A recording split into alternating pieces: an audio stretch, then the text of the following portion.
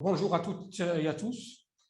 Ce module 3 du cours va s'intéresser à la mise en œuvre du cadre intégré de l'information géospatiale. Donc, dans le module 2, nous avons présenté le cadre stratégique global. Et dans ce module, nous allons nous intéresser aux différentes parties du guide de mise en œuvre de ce cadre. Donc, il y a un document qui est le guide d'implémentation de IGF, donc qui décrit en détail le processus et les différentes parties de ce guide. J'avais déjà présenté ce graphique, j'y reviens. Donc, ce sont les voies stratégiques que le guide de mise en œuvre aborde. Donc, il y a 9 voies stratégiques qui vont de la gouvernance et institutions, en passant par les aspects juridiques et politiques, les ressources financières, les données, l'innovation, les normes, les partenariats, la capacité et l'éducation, et la communication et la mobilisation. Donc, nous allons aborder chacune de ces voies pour donner les éléments essentiels en quoi ça consiste. La voie stratégique 1, la gouvernance et les institutions. Il s'intéresse donc au modèle de gouvernance de l'information géospatiale au niveau d'un pays qui dirige, quelles sont les structures institutionnelles qui interviennent et quelles sont les propositions de valeur dont ils doivent tenir compte. Ceci pour dire que l'un des problèmes essentiels que ce cadre essaie de résoudre, c'est de casser le travail en silo qui existait au niveau des pays. Donc, historiquement, dans chaque pays, des institutions se sont dotées en capacité de gérer l'information géospatiale. Ils ont mis en place des systèmes d'information géographique, mais qui sont restés en silo. Donc, l'un des objectifs est de sortir de ces silos et de permettre une coopération. Et pour cela, il va falloir identifier les institutions qui interviennent dans ce domaine et trouver les moyens pour les faire coopérer et travailler ensemble. Donc ça, c'est la voie stratégique numéro 1 qui s'occupe donc de la gouvernance et des institutions. On va y revenir. La voie stratégique 2, ce sont les aspects juridiques et politiques. Pour que, notamment, ce qu'on vient de dire au niveau de la voie stratégique 1 puisse se réaliser, il faut qu'il y ait un cadre juridique adéquat qui le permette. Donc, des lois doivent être mises en place, des normes politiques et des guides pour mettre en œuvre et responsabiliser les parties prenantes. Et aussi, un élément important à ce niveau, c'est la protection des données, que ce soit personnelles, que ce soit de point de vue cybersécurité, la protection des réseaux, la protection des données, et l'octroi de licences dans le cas où ces licences doivent être octroyées pour l'utilisation de l'information spatiale. Et même si c'est des données ouvertes, la loi doit préciser.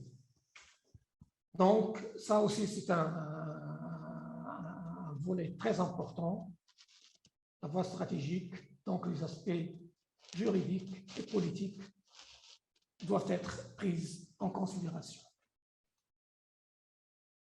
Donc, dans certains pays, vous allez trouver des lois pour la mise en place de l'infrastructure nationale de spatiale, pour la création, par exemple, d'un comité national de l'information géospatiale qui se réfère à la voie stratégique numéro 1, institution et arrangement institutionnel. Donc, la voie stratégique 3, c'est les ressources financières. Quelles ressources financières sont nécessaires pour réaliser ce plan stratégique, pour la collecte de données, pour son traitement, pour sa diffusion, le modèle de gestion à mettre en place, les possibilités de partenariat et de copartage du coût, par exemple, tous les investissements à mettre en place, et surtout, quels sont les avantages économiques en mettant en place ces infrastructures et en mettant en place ce cadre stratégique. Donc, on doit prouver qu'il y a un avantage à mettre en place toute cette infrastructure. La voie stratégique 4, ce sont les données. Donc, premièrement, les thèmes de données fondamentales. Alors, dans l'une des slides précédentes, j'avais parlé de réseaux géodésiques, de parcellaires, de cadastres, d'océans, de réseaux de transport. C'est ça le type de données auxquelles on fait référence. Il y a un travail qui a été fait au niveau du NGGM, ou même au niveau de l'Afrique, le NGGM Africa, où nous avons donc des thèmes de données fondamentales qui ont été identifiés et on en prendra connaissance. Quels sont les dépositaires de ces données? Comment se fait l'acquisition et la gestion de ces données et dans quelles conditions? Quelles sont les interdépendances des chaînes d'approvisionnement de données et leur conservation dans des conditions de sécurité dont j'ai parlé tout à l'heure. On verra que, effectivement, sur le plan sécuritaire, il y a des considérations très importantes à prendre en charge parce que les pays, en fonction de leurs besoins, en fonction de leur vision stratégique, ils peuvent mettre certaines données en public. Ils peuvent restreindre l'accès à certaines données pour des raisons de sécurité nationale, etc. Et nous allons avoir des exemples de ces choses-là. La voie stratégique 5, innovation. La technologie évolue.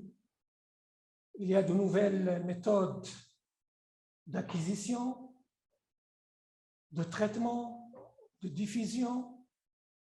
Donc, comment les intégrer dans le processus de production et de diffusion de données? Comment améliorer le processus pour mieux répondre aux besoins du citoyen, de l'utilisateur? Comment promouvoir l'innovation et la créativité dans ce domaine, notamment en faisant référence aux autres voies stratégiques au niveau cadre légal et institutionnel? C'est très important. Là, les avancées ne se font pas uniquement sur le plan technologique, mais aussi sur le processus de gestion légale, administrative, etc. Comment combler le fossé numérique? Donc, c'est les éléments auxquels doivent répondre la voie stratégique. Parce que si vous concevez une infrastructure de données géospatiales alors que l'infrastructure au niveau national ne suit pas, donc il y a certainement un problème.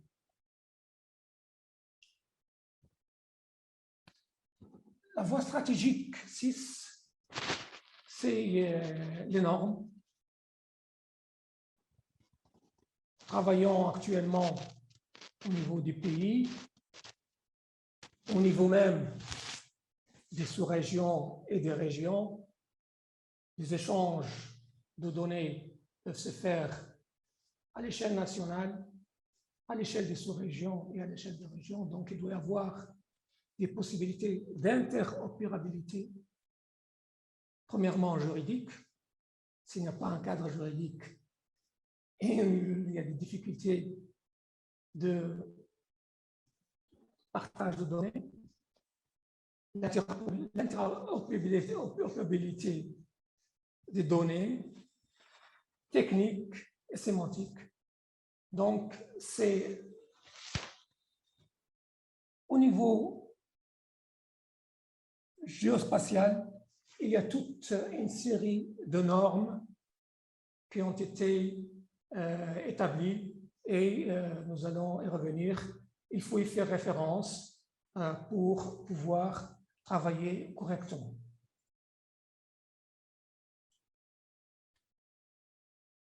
La voie stratégique 7, ce sont les partenariats qu'il faut mettre en place